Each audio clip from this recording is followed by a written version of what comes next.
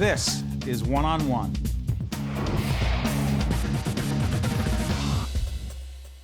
Dr. Bill Baker, President Emeritus, WNET.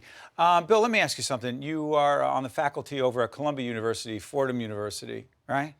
Fordham and the IESE Business School in Barcelona, Spain, and Juilliard in this building. Yeah, in your here at Lincoln Center, in your spare time. And also, by the way, can you mind if I plug your book? Oh, no, I don't think it'd be a wise idea to plug my book. It'd be embarrassing. Again, yeah, but it's called Every Leader is an Artist, How the World's Greatest Artist Can Make You a more creative leader. You've written so many books on media, on leadership. In the time we have, I just want to ask you, what is the premise of this book? Well, the premise of the book basically is that being a great leader doesn't mean following a simple formula. Just like being a great artist, and we use artists as a metaphor, great art takes everything an individual has. It's not just a few pieces of your being. It's everything. It's your creativity. It's your ability to communicate. It's your vision. All of those elements that go into being a great artist go into being a great leader. And Bill Baker, again, before he became the leader, one of the greatest leaders in public television history, in so many ways here at WNET. I wish. Yeah, but you had a career, a very successful career on the commercial side. Real quick, can you do a minute on the Oprah stuff? We were down in Baltimore, Group W. Right. I was the president. Well, no, I then wasn't president. I was manager, general manager of WJZ, the ABC station owned by Westinghouse in Baltimore.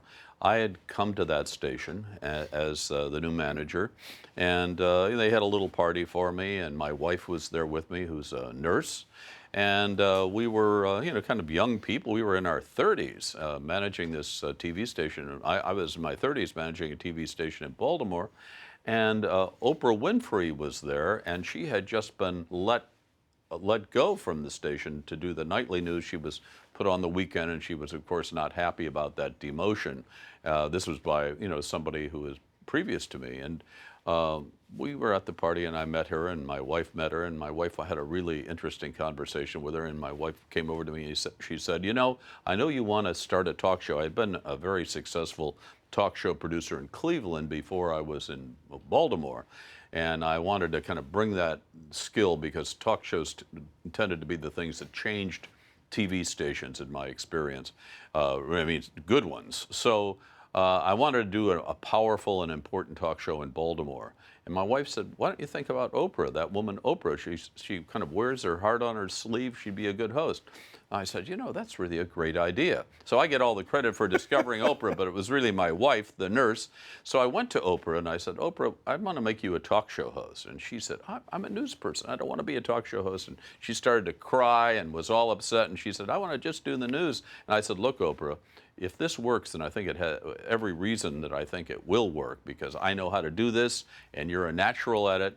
You'll have a more profound effect on the people than you ever would being a news person.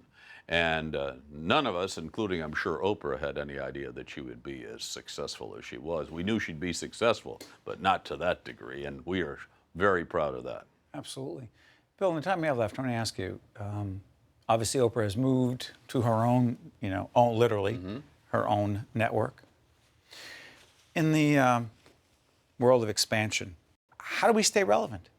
Well, it's easy and it's hard. First, I don't have to tell you because you're one of the few examples that figured all this out. And that's why you're still here, because we struggle with it. But you did figure it out. The old world of television, and I think in some ways it's sad because we were able to get these huge kind of Walter Cronkite boxcar numbers in the era of my early part of my career, when you would do a television show and half of the city would see it that day and talk about it over the water cooler or talk about the CBS Evening News with Walter Cronkite because everybody saw it and you had what we called a common campfire. It united in some ways America. It gave you a starting point. Here we have a level now of media fragmentation. And that's good because you can do so many different things, but it's bad because where the heck is the truth? Where does anybody go? And people are just reinforcing their own prejudices. They're going to these little narrow things that are only theirs. So you have to be omnipresent everywhere. The BBC is the best at doing that in the world. Never forgot talking to the Director General of the BBC when they first started saying, I said, what's your goal? And he said, our goal is to be everywhere. I want to be on your cell phone. I want to be on radio. I want to be on television and everything. I want to be on the internet. And they've done it really well, better than anybody else in the world. The good news is that technology is helping us, so it's making it a lot less expensive to do some of these things. But still, nobody's really got it fully figured out in the sense of being able to do it in the way we do in public television with philanthropy or minimal amounts of money. It takes huge amounts of money to make this work, and that's the scary part for substantive media that worries me, and I don't have all the answers.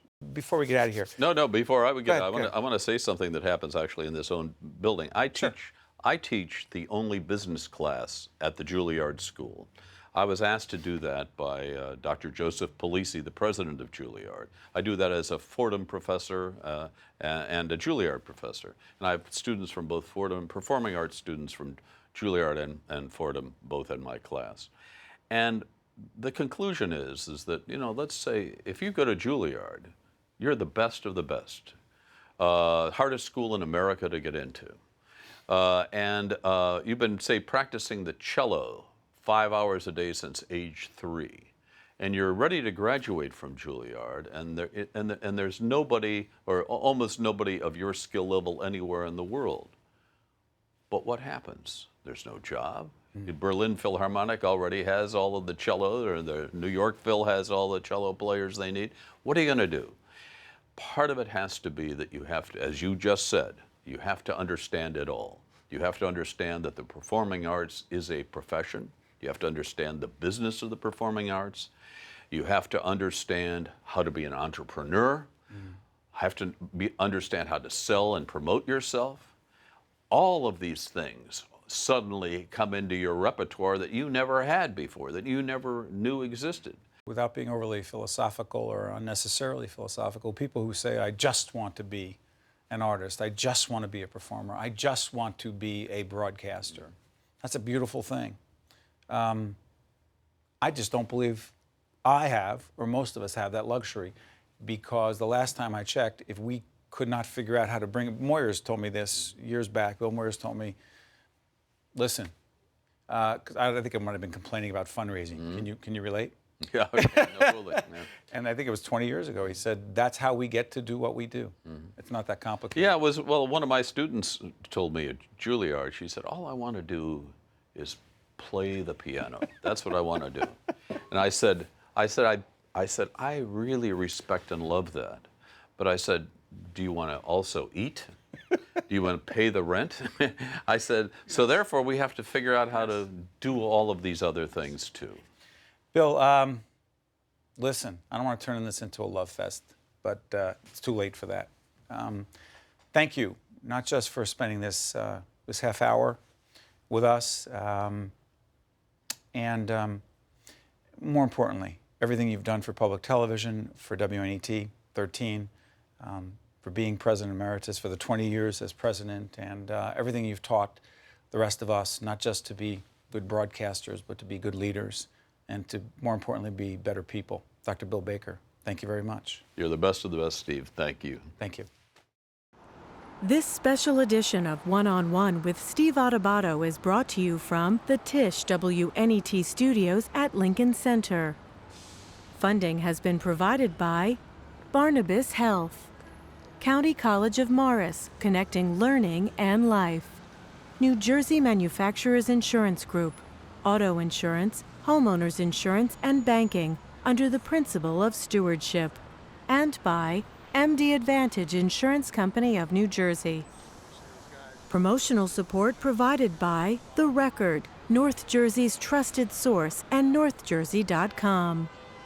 Transportation provided by Airbrook Limousine, serving the metropolitan New York, New Jersey area. One-on-One with Steve Adubato has been produced in partnership with St. Joseph's Healthcare System.